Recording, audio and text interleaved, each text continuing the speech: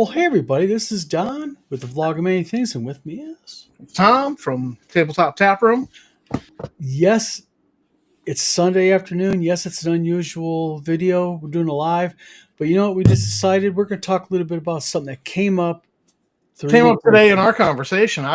Because I was saying that there was a sculptor who was a little bit salty about 3D printing and what it's costing him, and I just thought, it's kind of like PDFs and some changes in the book publishing industry.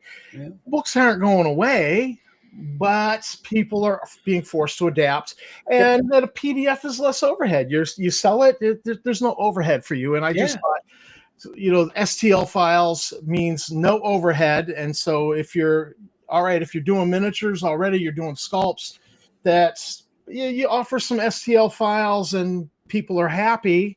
And it's less overhead, and that you just have to adapt. And you corrected me on this. You said there was something I was not aware of, some headaches with the 3D printing that people just are not talking about to this point. Yeah. So there's the tee up for you. All right. One of the problems with Because my next question was, enlighten me. yeah. Well, the thing is, it's something that a lot of people don't think about and a lot of people don't realize is that there's two kinds of 3D printing that you traditionally can do that's affordable unless you're like a multi-billion-dollar company. And that is you have filament printing, which is basically the spools. It looks like plastic wire. Yeah. Heats it up, extrudes it, you make something. But then you have a thing called resin 3D printing, which is the goop. You pour resin in a thing and it tray goes up and down. And like a CT scan layer by layer, it makes the item. Well, the problem is for those who don't know, is once the item is printed, you have to rinse it off in rubbing alcohol and it gets all the resin off of it and cleans it up. But then you have to what they call cure it because it's still soft a little bit. So what you do is you have to put it under UV light. Some people will just literally stick it outside in the sun because of the UV light. Some people, like we have like a little container with a revolving spinner on the bottom, and you set the item on there, and it spins around, and UV light cures it. Yeah. Well, UV light makes it hard. Well, this problem that I'm about to tell you about was discovered in some of the prop making model builder groups because I do model building and prop making on the side. And that is, guys were making these beautiful Star Wars ships like AT-AT walkers and A-wings and Y-wings and such. And what they were doing is they were doing everything properly. They were painting it and they were putting it on display like in their living room. And things were great. And then after about a year or two, they would notice things would start breaking off of it. Or in the case of, which I told you about, was a guy built this gigantic 36-inch AT-AT, or I think it was 34-inch AT-AT walker, the big four-legged walkers from Star Wars. Yeah.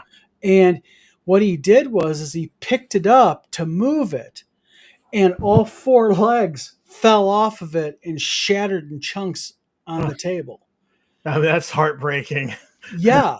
Well, yeah. So what is the problem? The problem is this, and this is something people didn't realize, is even after you paint the model, even if you prime it with black primer and you do everything proper, one of the problems is there's always ambient UV light that gets through it from like the sun, the window, or whatnot. Summer, winter, doesn't matter. So what happened is the longer these items are exposed, the more they cure, and they continue to cure.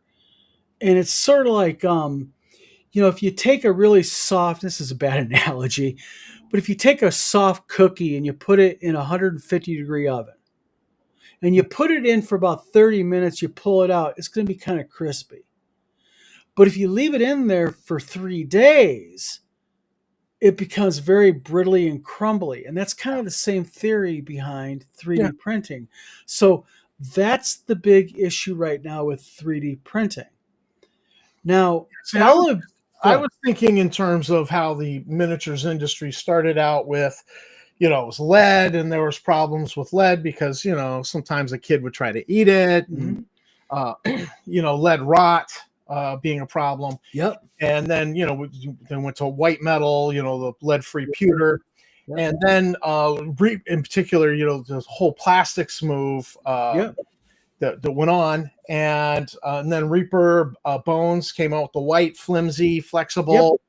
They were wicked cheap. And if you just were The doing cheap something, pro. yeah, if you were, in a hurry to just, hey, look, I just need a few skeletons for this thing, Yeah. you didn't care. Then Reaper Bones Black came out. Yes. It was a firmer product. And I was just thinking, then the 3D printing really had the big upswing. And of course, people are able to get STL files off of, is it Hero Forge? The 3D minis you can make custom off of Hero Forge. Yeah. There's actually a couple places now that you can actually go in and design your own mini, which is uber cool. Yes. But real quick, yeah. And so I just thought, look, these guys who are doing these sculpts, they need to offer, maybe you don't offer a full line of miniatures, but maybe you just offer that canteen. Like I go looking for some canteens or a pistol or a knife to do a little custom job on a mini. I want a little something extra, a weapon swap. I want to switch out a spear to a pole arm, maybe, that type of thing. Yeah. And so maybe you need to start offering that kind of thing to, the miniatures collectors. I still buy, if I can get metal, I still buy metal. But my hypocrisy knows no bounds these days. I do buy a lot of plastic. So, well, and also, Tom, I think one of the things is there to me is, and you're more of a mini guy than I am. You're like the mini expert among us because I do paint minis, but I do more larger scale models. The thing is, though, is like the guy you showed me earlier who was doing the like the villages and towns and such. We're actually developing dungeons, is what we're doing. Kind of like what Dwarven Forge does. I think it's called Dwarven Forge. We're doing like dungeon minis to where you can mix and match, but much simpler. They're more of a basic, so it's a basic price point, and it's just designed to get you into to be able to do some stuff. And we've been originally we're going to do that via resin, and then I thought, wait a minute, I got a better idea. Let's just make cardboard. So we're coming out with cardboard dungeons, and what that basically is, it's not 3-dimensional. It's 2D, but the cool thing is you can really custom mix and match. And let's face it, a box the size of an 8.5 by 11 piece of paper, 2 inches thick, you carry a lot of stuff in there. Yeah, and it's cheaper. You can do the classic dungeon, but then you could do the sewer. So you've got the walkways and little bridges and the classic sewer. But the trade-off is you can't do the custom painting. So if we go into 3-dimensional ever, a lot of people just don't have the time to do the painting. Yeah. Well, I actually have a solution that we're going to be doing is we will utilize resin to print what they call masters. And we're going to use the same theory that we use in model making. And that is like, just kind of give you an idea. Okay, let's say, and I'll use my little Sam here. Let's say I want to make 50 of these guys. Like I want to make a run of him. What I would do is I'd 3D print him, okay, without his sword, just him. And then what I would do is I'd take that 3D print, that resin 3D print, and I'd make a silicone mold of them. And then I could pour Samwise Gamgees all day long, and they would be regular resin, the good stuff that you can literally go, and it doesn't hurt them a bit. And then I'd mold his sword section so it comes into a 2-piece kit. You get Sam, and then you can glue a sword on him. Right. And that's kind of the theory I think that we're going to move to when it comes to any type of painting, including figures. Because I actually want to do a test because Elegoo, my rep at Elegoo told me that there is now available, and we have 4 bottles of it now, is a ABS resin. It's regular 3D printing resin that has ABS in it. Okay. And for those don't watching this don't know, I know you know it, but ABS, folks, is a material. It's like a plastic, but think of it like the carbon fiber type stuff. It's lightweight. More resilient. Yeah. Yes. So, and what they did was they added ABS because it's an effort to counteract that long term product degradation because it kind of breaks down Right. after a while. So, um, so yeah, that's basically the hidden issue that people don't realize. Now, And see, I have a local business here that's D&D's. yeah, you told me about that. Yeah, the D&D is not for Dungeons and Dragons. The Danny is the one guy, and his business partner's name begins with a D. And Sort of like the TNT show. yeah, Tom and Tammy, Tom and Tammy. which never actually got off the ground. You need to. We still discuss it. You need to. Um, anyhow, he's got a couple of printer beds, and but I don't think he's running resin. I think he's running the filament. And he's doing a lot of 3D printing for people, and you can bring your STL models into him, and you can either pay for the whole bed, or you can say, all right, yeah, just call me when you get a full bed and you print them all. And it's different price structures there. And well, I'll tell you something about 3D printing. Excuse me, if people don't realize. People say resin is better quality than filament, and it's not. Now, I know that that's a huge you're going to get some comments with me saying that. But I'm going to tell you my point I'm trying to make is that 3D printing is quicker when you use resin if you want high quality. So, like as an example, if I print this figure in resin this size and filament on this size, and I print them at the same speed, okay, the filament is going to look like utter dog shit, and this is going to look decent. right. But if I take this, and let's say normally an hour print. If I print it in filament in an hour, it looks like dog shit. But if I take that filament and I take 8 hours to print it, or 10, I will tell you what, if I primed it and you weren't able to touch it and check heaviness, I'll bet you wouldn't be able to tell resin versus filament apart. Because if you take and you make the layer lines thinner and you take a longer time to print it, it makes it much cleaner and much nicer. Okay. And you don't have to do all that sanding and all of that. And that's another thing that people don't realize is don't don't be scared of filament. Right. If you have the time, and like I tell people, like people will tell me, well, I don't have 7-8 hours. I don't want to wait 7 hours to print it. You got the perfect time to wait 7-8 hours.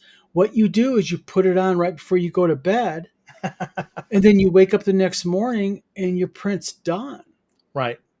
Well, my problem with that was I did have a 3D filament printer, mm-hmm. and I ended up where I was time and time again, it wouldn't stick to the bed. The nozzle, trying to get the nozzle clean, trying to get everything leveled.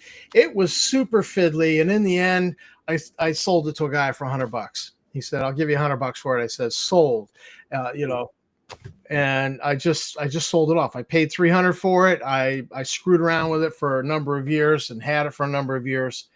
And in the end, I just sold it for $100. And I figured, yeah, I'll get some money back out of it. And $100 will go towards something else stupid. Well, and that's the big problem with 3D printing also is it is fiddly. Yeah. And, it is a learning curve. And, it's not something, well, you can, but it's rare. Very rarely can you just take it out of the box, follow the directions to level it, and it goes right off the bat, looks beautiful. I'm very experienced with 3D printing. And when I get a new 3D printer, I admit I have issues. I have legitimate issues a lot of times. Like the first couple prints are just messed up because, you know, everything, especially with filament, everything matters. Bed temperature, ambient room temp. Like I was talking to Jim Wampler, um, Jim Wampler from Mud Puppy Games, and he was talking about problems that he had with his printer. Well, it turns out it was cool in his apartment. So Uh-huh. what he did is, and this is ingenious. This is typical Wampler ingenuity happening here. Okay, the true geek in the guy.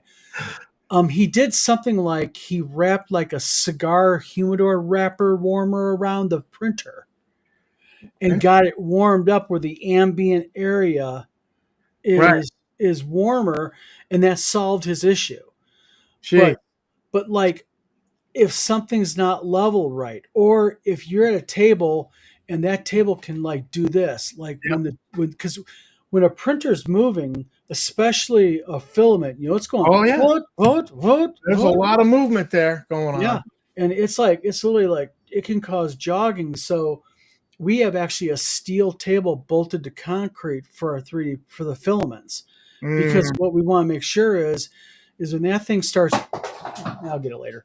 When that thing starts jerking around, we don't want the table moving because um, you get that filament off a little bit, yeah. and it kind of like builds and builds and builds and more and more and more, and then you wake up the next morning, you look at it, and it's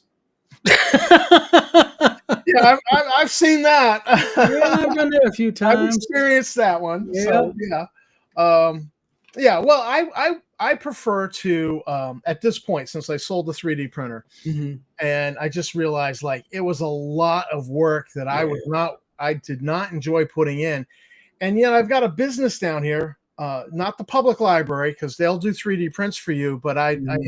I don't have a lot of confidence in the librarians to really do my stuff well. Yeah. And that's what this guy does. Is he people are bringing him 3D prints and It's STL his business. Yeah. as part of, because he's got wargaming tables, he's Yeah. got an RPG room you can reserve for D&D. He's got, I don't know if it's his girlfriend or his partner's girlfriend's got a whole corner, her whole paint station's there, and Nice. she's running a whole business doing high-end painting of miniatures right out of his store. He doesn't care because people come in and they're learning stuff from her, and then he sells paint. Yeah, they're buying other things. Yeah. So it's he's got this whole business going, and I'd rather just pay him for a 3D print, Yep. uh, help the local business, buy local. Well, and a lot of times what you have to do is you have to look at, okay, how much do I really print? And do I really want to invest in a 3D printer, tie up the space for it in my area and all of that? Is it really worth it? Well, And we're not at the stage of Star Trek replicators yet. Okay, no. honestly, when we're at the stage of a Star Trek replicator, I can see people being like, "I just print all the miniatures I want." Oh, yeah. I mean, at that point, but Earl Grey hot, and give me a big face orc. Sure. Yeah, I'll go ahead and I'll take some sleepy time tea. Make that a medium pepperoni pizza with extra sausage, and I'll take 5 minis to boot. Okay. So, How we dream, Thomas geeks and us, nerds. hey, that replicator Earl Grey hot. When I saw that, I was like, "Now that's cool. Yeah. That was cool." Well, I'll tell you something. 3D printing is going to do nothing but get better, and you know, there's a flip side to it. It is affecting a lot of markets. More and more people, and I'm talking about even just in the gaming sphere. You got people like Stefan Pokorny or Dwarven Forge. I mean, he really has made his business off of making very high quality, customized dungeons. And I can only imagine how much that's touched his business You've because got of. some comments here. Scale Forge Oh, my Manufacturing. apologies. I got to go take a look. Hold on a minute. Yeah, put them on screen. So Let's see. food now. Yeah, I had heard about some experiments way back on the Mhm. International Space Station. They were printing um, tissue animal tissue Yeah, as yeah, an experiment to see can yep, we get a steak. yep. So I don't know about that yet, but No, actually, I think they did. I think, in fact, I read not too long ago in Finland or in Norway. It was Denmark. It was one of those countries that they actually did. It wasn't printed, but it was lab grown meat, and I okay. imagine that's somehow attached in some way. But I think it's a fascinating thing, and I really think it's a cool idea that if Dom, Don or Tom, want to go buy some files, Our love child is going to be Dom. Dom, yeah.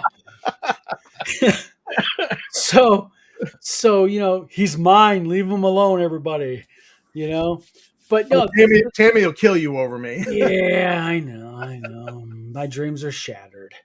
But the thing is, I think it's fascinating how you know, and we were talking about this the other day about how we were all in on the the beginning of gaming, for home, the Atari, Oregon Trail, Yes. things like that, and now the ultra realism is of first person perspective shooters and such is just mind blowing. I can only imagine, and you look at 3D printing, what has happened since 2001 and 2001 when 3D printing really started becoming affordable. What's going to happen with 3D printing in 2030? Can you imagine 5 years from now what it's going to be like? Yeah, now that you said that, it's hard to even conceptualize. Oh, it's just 2030, it's 5 years away. Um, which then reminds me that actually the Car Wars setting is about 7 years away from us. When you start taking a look and going, things like Blade Runner and Aliens are coming up to what our real time is. Well, we're already past Back to the Future. Yeah. Hell, I remember as a kid going, I couldn't even fathom. I don't know why. I don't know about you, but I couldn't fathom the idea of being 30 years old. It was like this far off thing. Scaleforge says, I think now is the right time to step into 3D printing. I have a feeling 10 years from now, people will require a license degree to operate them on a business level. Oh, Well, sooner or later, the government's going to figure some way to screw people out of being able to do it for free. And they're going to have, we got to regulate this thing because people are making guns with them. They're making ghost guns with them, and that's how that will go. excuse me, I'm just wiping my side of my cup off. But You know, yeah, that's and so the government will get involved. We got to regulate this thing, and yeah, they'll use some. I'm sorry, I'm not usually a conspiracy theorist, but they'll use some false flag event, like something done with a 3D printed gun that they narrowly busted and broke up just in time. yeah, And it'll be somebody will something. attempt an assassination with a 3D Yeah. gun. That Clint Eastwood movie. What was that movie? Where he's Secret Service agent protecting the president, and the guy made Oh, a 3D printed, made a yeah. plastic. It wasn't 3D John printed. Malkovich was the bad guy, wasn't he? Yeah. And he made a plastic gun and could put the two bullets in there, and Yeah. pull back the thing. Yeah, I think you're going to see that because you do hear about them. Ooh, we're concerned about ghost guns and Yeah. 3D printing, and any high school student could make their own gun, and I don't think it's that easy because of Well, I mean, 3D printing. well, let's face it, 3D printing is here to stay. Yes, It's only going to get more affordable, and it's only going to get, along with more affordable, it's going to become more accessible. I mean, if you think about this, my first 3D printer was like $600, and it had a print bed, no joke, smaller than this phone. I mean, seriously, my first resin, and it was crap. I mean, it worked. Let's put it that way. sure. And now we have large formats in my shop. I can do. literally, I mean, in Scale Forge 3D, Brooklyn, me and Brooklyn's known each other for 10 years. Brooklyn lives over in Denmark. She'll tell me. But at any rate, we have a large format 3D printer that can literally print 42 inches by 42 inches by 4 foot. Mm. It's made by Creality, excuse me. It's a massive beast, and they're cheap. They're inexpensive to buy. Wow. But what they're doing is, I think they're learning. They're kind of taking the normal printer theory. I'll sell you the printer dirt cheap, my friend, because you got to buy your filament and your resin from us. So Yeah. what happens is you end up getting a tank to you. Yeah, it's called the Orange Storm Giga, and Brooklyn's right. She is just. You mean the Neanderthals there, Brooklyn? In Holland. I joke with Brooklyn a lot. Yeah. Savages over there. How dare they have universal health care for all their citizens? Be American. Charge the poor. Don't you know that? Oh, well, our branch into politics is over now. Any rate. Yeah. But yeah, no, that's a serious thing, though, when you think about it, is, so people are printing in resin. And what brought this on, we talked about this, I've mentioned it in groups before, and people go, no, mine's been sitting in my living room for a year and I don't have a problem. And that's very true. It could sit in your living room for 5 years and not have a problem. But sooner or later, that ambient UV light is going to get to it and things are going to start breaking off and everything. And, it's a legitimate issue. So I'm intrigued by the ABS resin. I'm really intrigued by that. And I think what I'm going to do is like right here, I have, this is done via regular resin, and so what this is this is just standardized resin, and this is actually going to be the top of an award at WizardCon this coming Nice. year. Yeah. So this is poured in a mold then. No, this is traditional 3D printed resin, Okay. not poured resin. This is actually 3D printed on one of our large formats. All right. And this is not going to break on you. It's thick enough where I don't think it will. And this is the reason why I made it so beefy, because, as you can see, the detail on it's really good. Even like the D20 on it and everything. And what I'm going to do is I'm actually going to open this up and it's going to be an RPG book in it. So I'm going to put like a decal in there. But this is going to be, like I said, a topper for one of the awards, and I've got a couple more there. And the whole idea is for thicker, heavy stuff like this is good. But like these large Star Wars models, you would think they'd make them thick, but they don't want to make them thick because they don't want them too heavy. Well, that was the other thing I was thinking about concerning the 3D printed guns, is that I know that you can actually set a setting to be so much percentage infill, and so I could just imagine some guy's gonna be like, "Hey, we're gonna 3D print our own gun." Yeah. I shoot this, and he's like, set it for 60% infill, and the pressure from that bullet, is going to just put out the rifle, the nozzle of the gun. And also let's just be in all fairness. Let's real quickly think about the mechanics here. There's a lot of people who hear this bullshit from the news, 3D printed gun, and what they're thinking in their mind, and what the news wants you to think, is that some 12-year-old is making 45 caliber pistols on his 3D printer. And what they don't realize is when they talk about 3D printed guns, the barrel is proper gun barrel. The chamber, where in the firing pin, that whole assembly is proper metal. What is 3D printed is the lower receiver or things like that. It's not a 3D printed gun barrel, Well, I imagine there must be some zip gun designs out there. Sure. That playing with, but yeah, I would be, that's like buying an old 12 gauge at a at a flea market or a yard Yeah. sale, and we've cleaned it up, we've serviced it, we're gonna tie it to this tree and tie a string to the trigger And get the hell away from it. and test fire that way.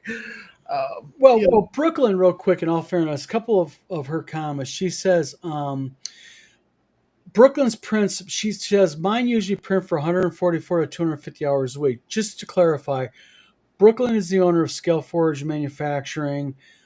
Brooklyn does a lot of 3D printing for stuff, and Brooklyn's done printing for me and does excellent work.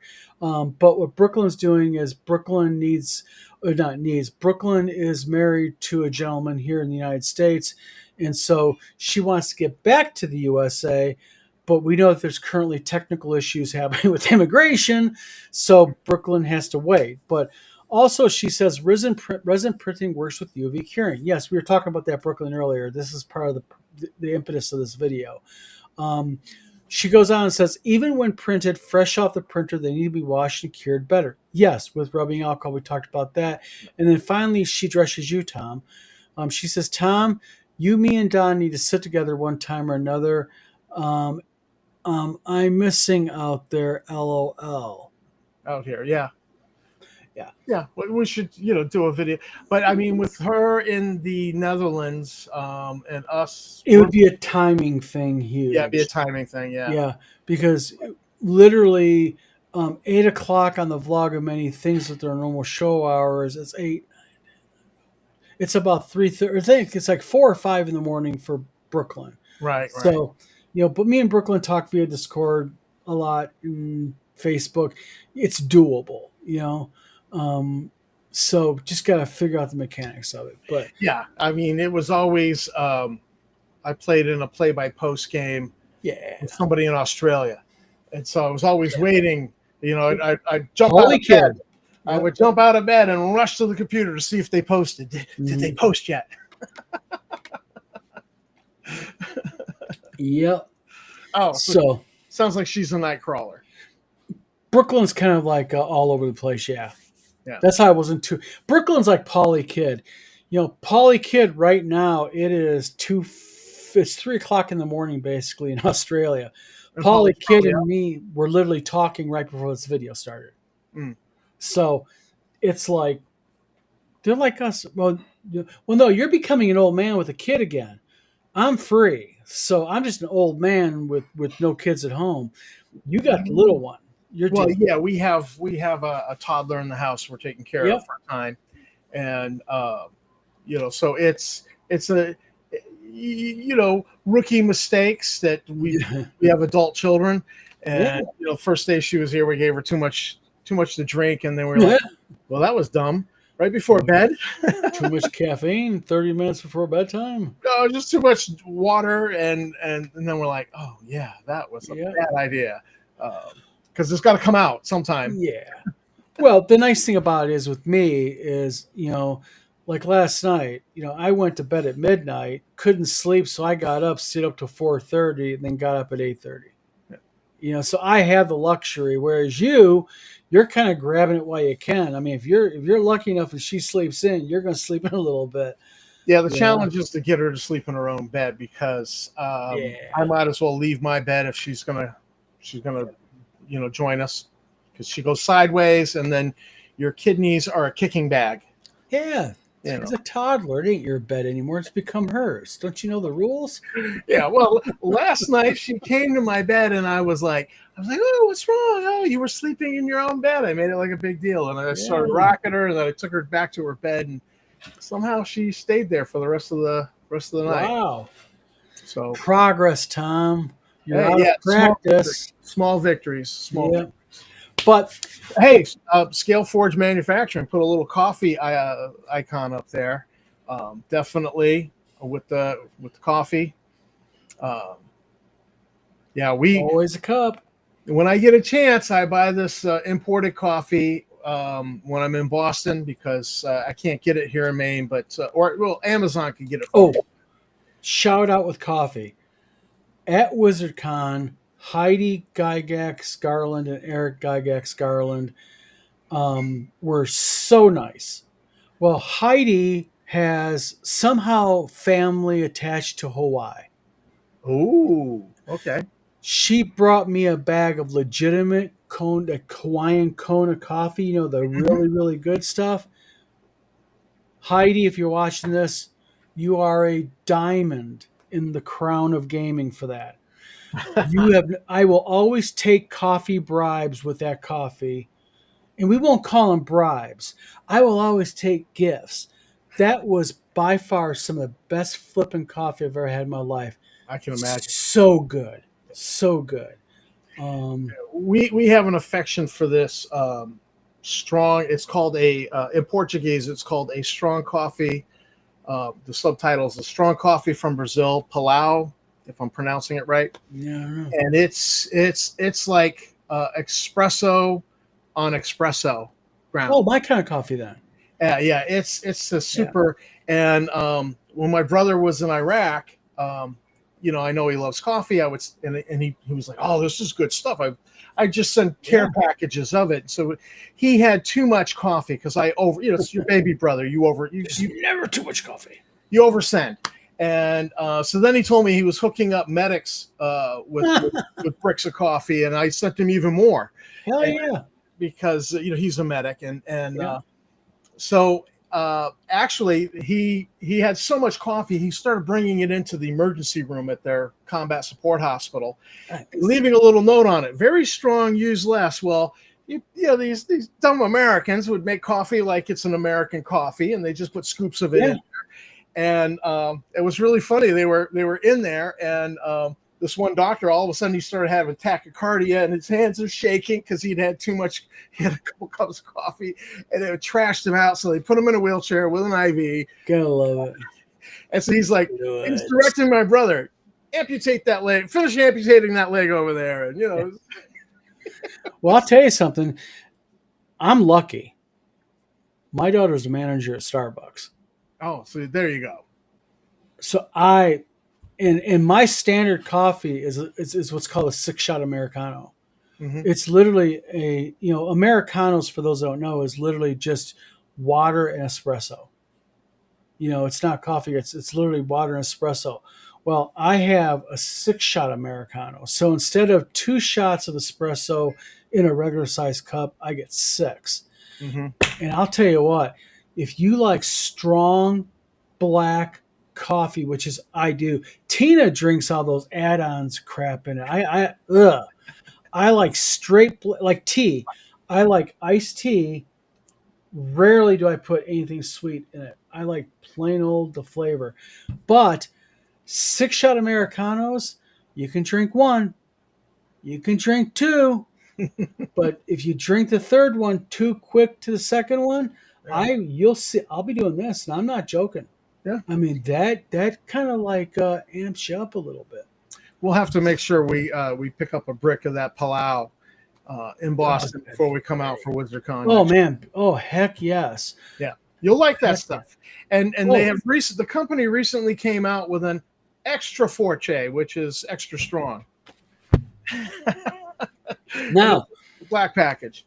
Something my daughter told me, and I did not know this. Coffee trivia, in case anybody wants to know this. Okay. Okay, you can go and you can get. Okay, I want a coffee with espresso. You can get things like a blonde roast, which is a lighter coffee. Mm-hmm. Did you know that blonde roast has more caffeine than espresso? No, did not. I did not either until my daughter told me that.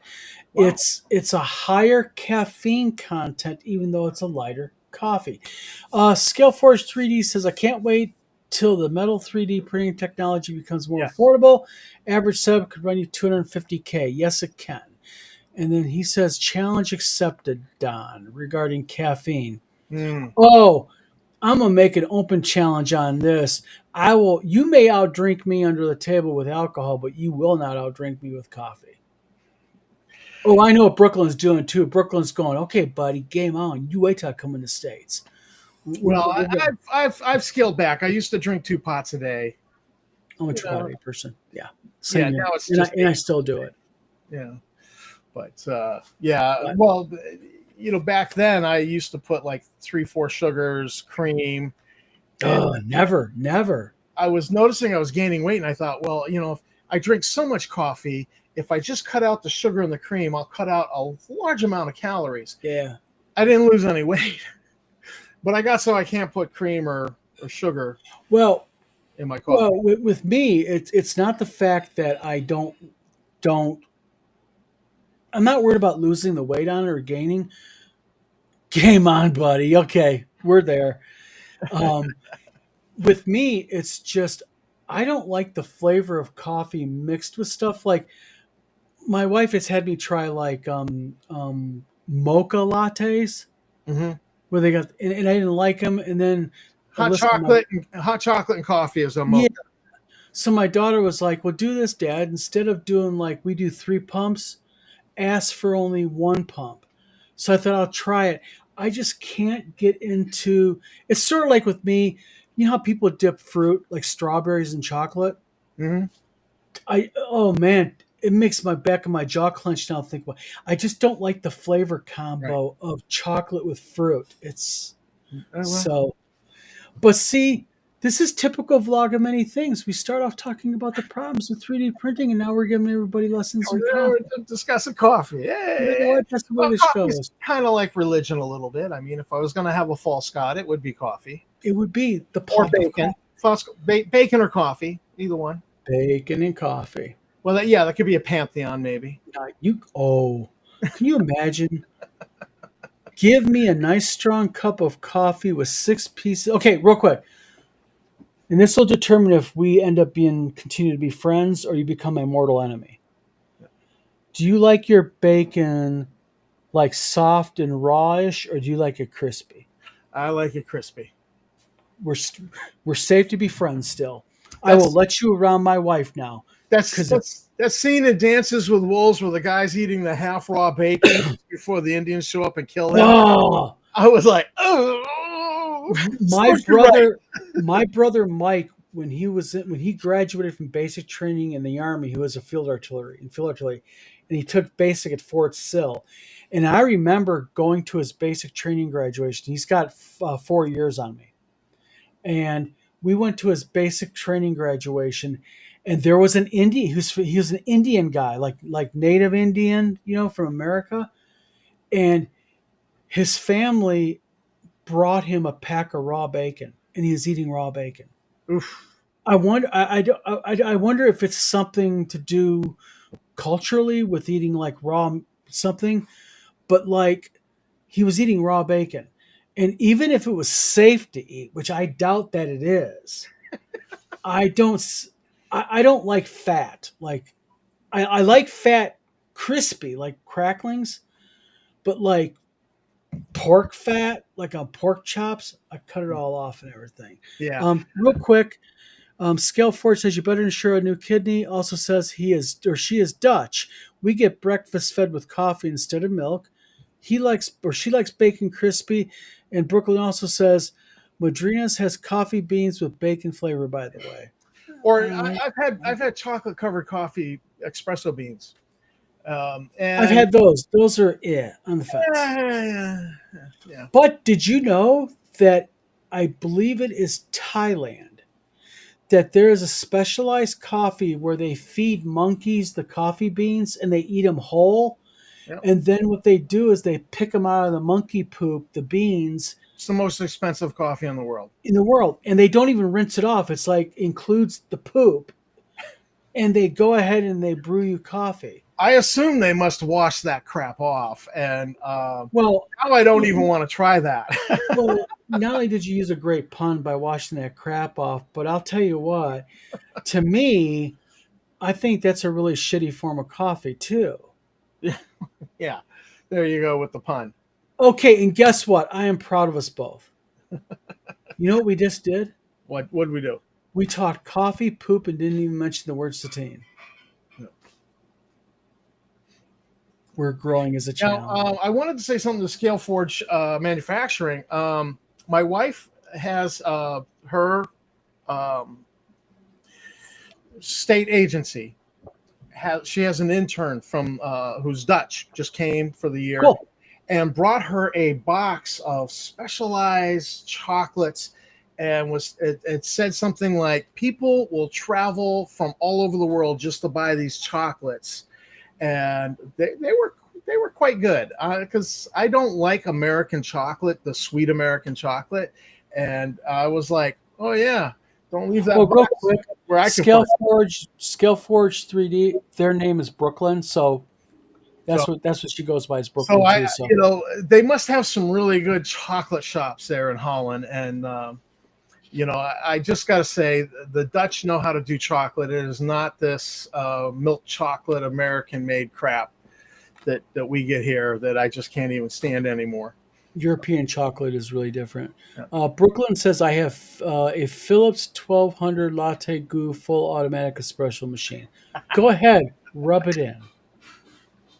Eh, Back in the day when I did pizza delivery, I used to stop at a bar and I'd have one drink, and then because they had espresso, they'd do an espresso shot for $1.50. I'd then order an espresso, a double espresso, and by the time I was done with that, I was legal to drive after only one drink, and then I just go home, and so it was a nice. If I'd had a good night with delivery driving and good tips, I'd hit the bar, have a glass of wine, finish off with the espresso, and go home.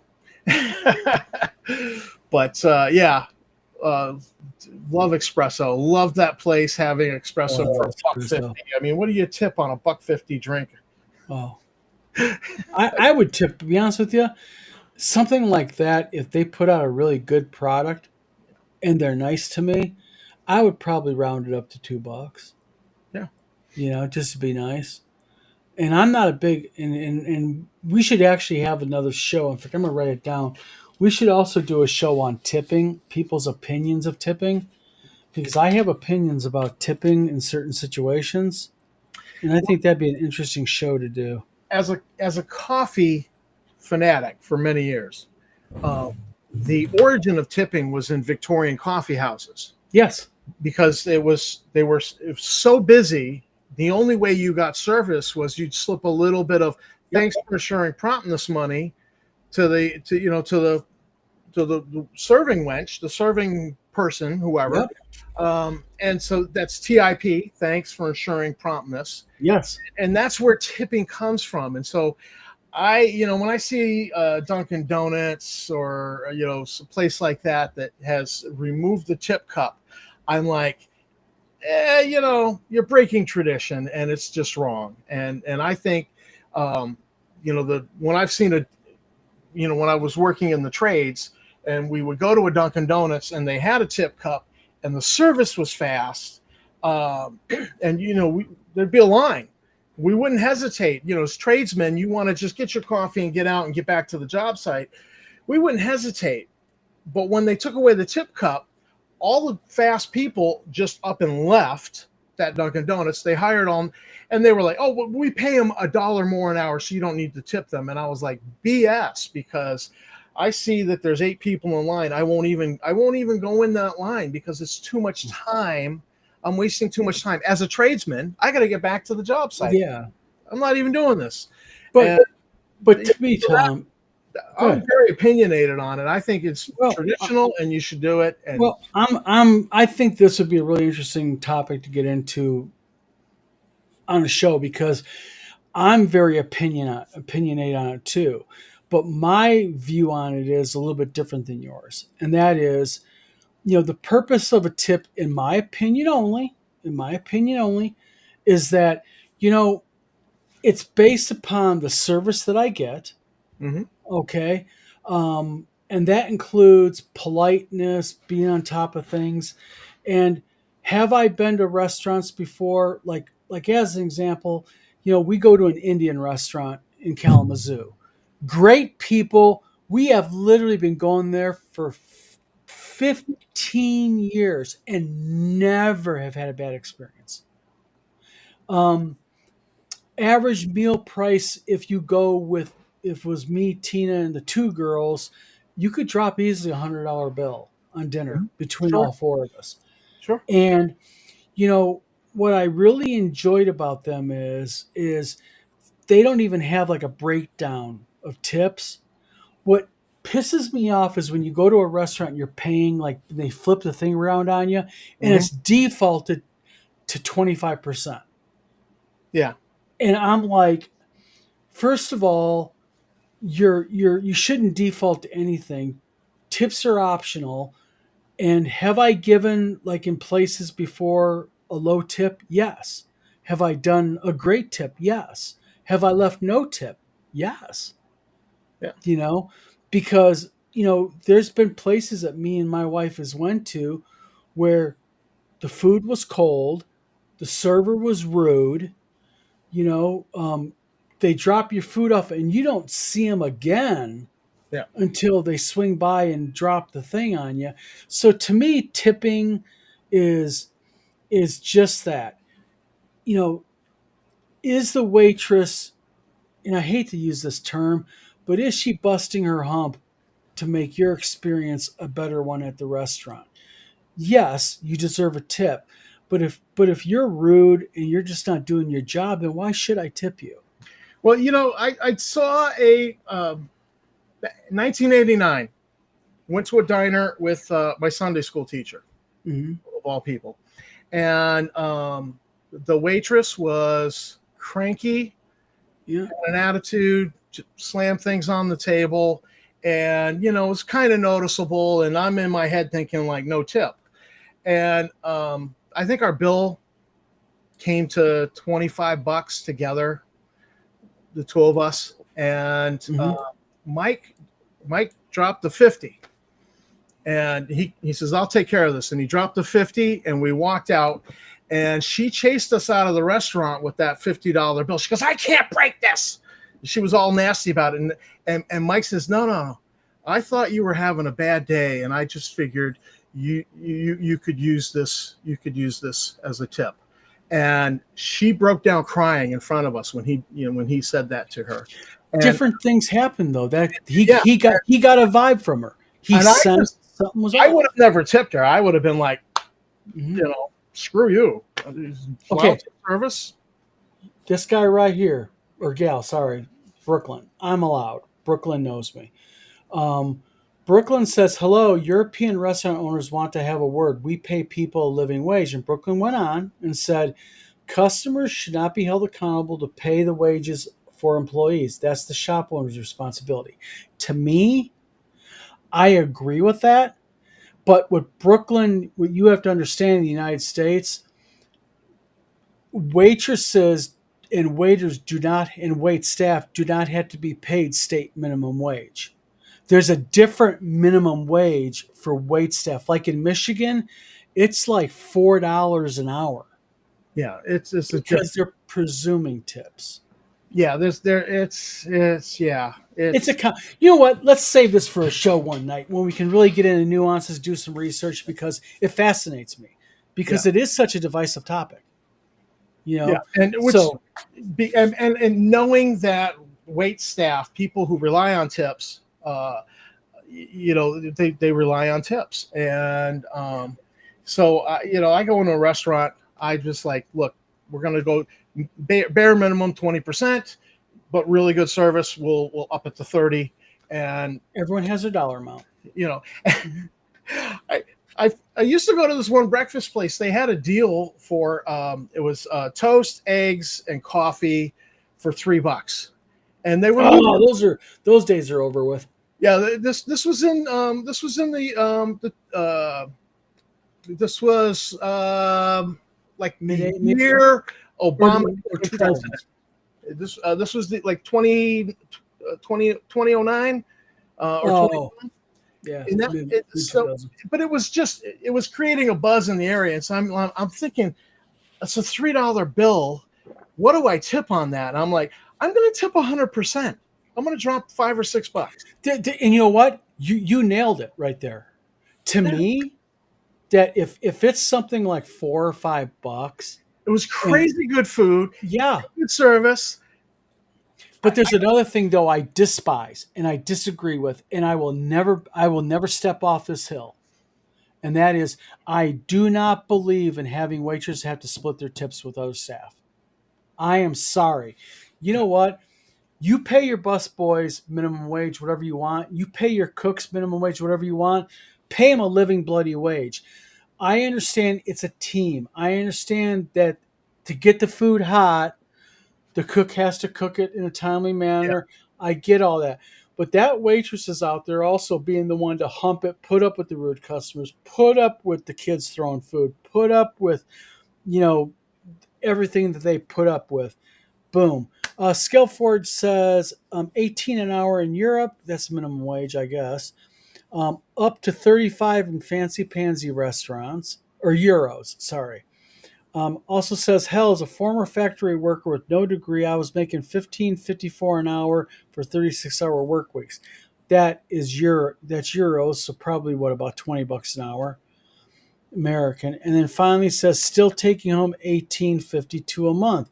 But see, this is the problem. And again, in the United States, 1,852 bucks a month is not a living wage yeah. because, That many places you're lucky if that pays your rent. well, like as an example, my two daughters decided they wanted to get their own place. One's 22, one's 18. Sisters, sister bros. Great, go for it. The cheapest, safe, reasonable apartment that they could find, 2 bedroom, was $1,300 a month. Mm-hmm. And they want first month, last month, and security deposit. Absolutely. So it's triple that price. Yes. Just get in the door. But the point is, the point being is, so if you're making $1,800 a month and you're living in mom and dad's basement, that's good money. But if you got to go out there on your own in the United States, I'm talking about Brooklyn, your rent was $600 a month. You aren't getting anything for $600 a month. $600 a month was the early 1980s. Yeah, you can't even get a room to rent for $600, I don't think anymore. But at any rate, you know what? We've been on here for an hour. Didn't mean to go this long. We should get off here. Tom, nice chat with you.